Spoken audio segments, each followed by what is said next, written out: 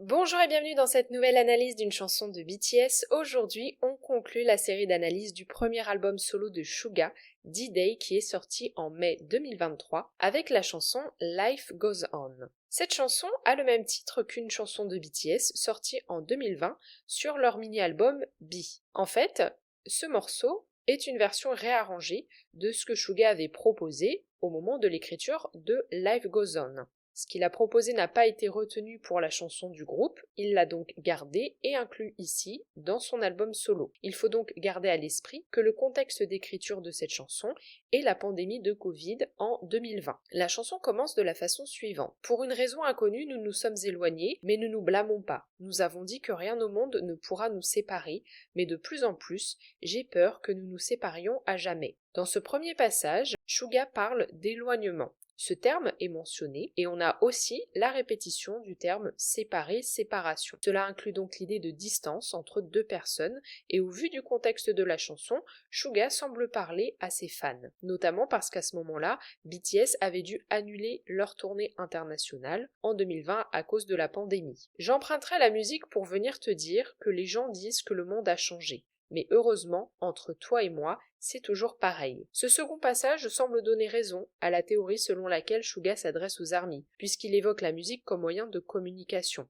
J'emprunterai la musique pour venir te dire. Également, ce passage met en avant le caractère immuable de la relation entre BTS et les armies par rapport au changement. Les gens disent que le monde a changé, mais heureusement, entre toi et moi, c'est toujours pareil. À noter que ce passage est repris à l'identique dans la chanson de BTS, puisqu'il s'agit du passage de Suga. La chanson continue avec un troisième passage. Saluons-nous, non pas avec au revoir, mais avec bonjour. Même si le monde n'évolue pas de la façon dont nous le voulons, n'oublie pas le jour où nous nous retrouverons, après avoir compté quelques nuits de plus, comme nous l'espérons. La première phrase du passage est une référence au terme coréen, prononcé insa, qui peut être une salutation échangée lors d'une rencontre ou un départ. C'est pourquoi Suga mentionne à la fois le départ et la rencontre avec au revoir et bonjour. La troisième phrase du passage, n'oublie pas le jour où nous nous retrouverons après avoir compté quelques nuits de plus comme nous l'espérons, est une référence à une chanson de BTS datant de 2017,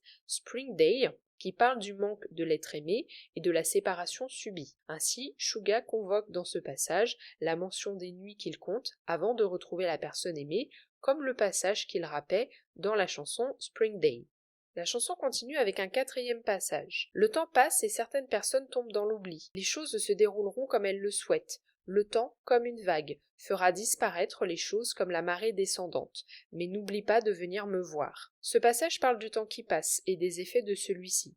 Suga mentionne l'oubli. Le temps passe et certaines personnes tombent dans l'oubli. Il utilise également la métaphore de la vague pour montrer ce que le temps fait aux choses, et en cela, c'est une référence directe aux personnes tombant dans l'oubli mentionnées dans la première phrase. Néanmoins, il oppose à la fin du passage une phrase qui contient l'espoir, celle d'une nouvelle rencontre. Mais n'oublie pas de venir me voir. La chanson continue avec un cinquième passage. Ce moment où tout le monde s'est mis en pause, la porte qui semble si loin aujourd'hui, la vie continue, ce moment où tout le monde s'est éloigné, la distance entre nous qui grandit de jour en jour, la vie continue. Tout d'abord, il mentionne ici dans la première phrase la pause en référence au Covid. Dans la deuxième phrase, il mentionne une porte. C'est une référence au symbole de la porte qui est intégré au logo de BTS depuis plusieurs années. Pour ce qui est du groupe, c'est une porte ouverte donnant accès à la scène et vue depuis les coulisses pour symboliser le passage du groupe par la porte pour aller sur scène. On a la même porte ouverte pour les armies, mais cette fois-ci du point de vue du public par rapport à la scène. Donc cette référence à la porte dans ce passage est ici pour mentionner la distance physique entre le groupe et leurs fans. On a également la répétition du titre de la chanson, La vie continue dans le passage, pour marquer ce temps qui passe inexorablement et vient creuser une distance de plus en plus.